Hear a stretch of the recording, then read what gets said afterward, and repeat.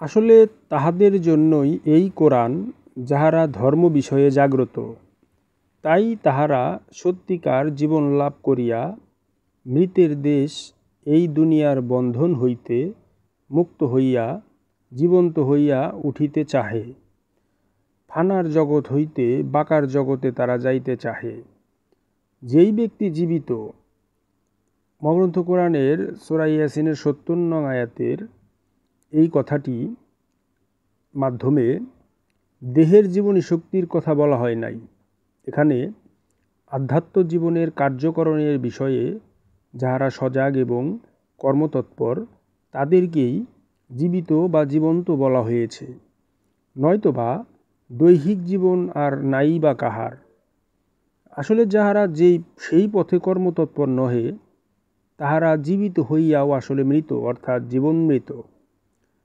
আল্লাহর বাণী প্রাণবন্ত লোকের মধ্যেই কেবল কার্যকর হইয়া থাকে। অলস অকর্মণ্য ব্যক্তি উহার নীতি মৌখিকভাবে স্বীকার করিয়া লইলেও আমলের মাধ্যমে সেটাকে নিজের মধ্যে কার্যকর তথা জীবন্ত করিয়া তুলতেই পারে না। আসলে কর্মযোগের আমল ব্যতীত কোনো সত্যই মানুষের মধ্যে মূর্ত হইয়া ওঠে না। আবার সত্যকে জানিয়াও যাহারা নীতি ত্যাগ করে তাদেরকেই কোরআনে কাফের বলে ঘোষণাও করা হইয়াছে।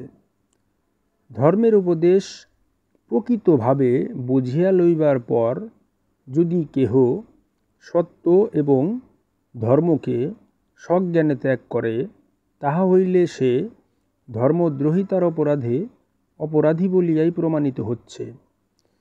সৎপথ অবলম্বনকারী প্রাণবন্ত লোকের জন্য সাবধানতা অবলম্বনের বিষয়ে যেমনটা কোরআন সার্থক, ঠিক তেমনিভাবে কাফেরের উপর ব্যক্ত সকল কথা সত্য বলিয়া প্রমাণিত হওয়ার জন্যই আল্লাহ পাক ইহা তথা কোরআন পাঠাইয়াছেন, যেন কাফেরগণের জন্য ঘোষিত শাস্তির সকল কথা সত্যে পরিণত হয়ে যায়। সুতরাং মহাগ্রন্থ কোরআনের সুস্পষ্ট দর্শন অনুসারে যাহারা ধর্ম বিষয়ে জাগ্রত, যারা নিজেদের মাঝে কোরআনের দর্শন প্রতিষ্ঠা বা জাগ্রত করতে সমর্থ হয়, শুধুমাত্র কোরআন তাহাদের জন্যই। আর যারা ধর্ম বিষয়ে জাগ্রত নয় তথা ধর্মকে কর্মে পরিণত করার বিষয়ে জাগ্রত নয় বা প্রতিষ্ঠিত করতে পারে নাই নিজেদের মাঝে কোরআনের সঠিক দর্শনকে, কোরআনকে তারা মৌখিকভাবে যতই স্বীকার করে নিক, আসলে কোরআন তাহাদের জন্য নহে।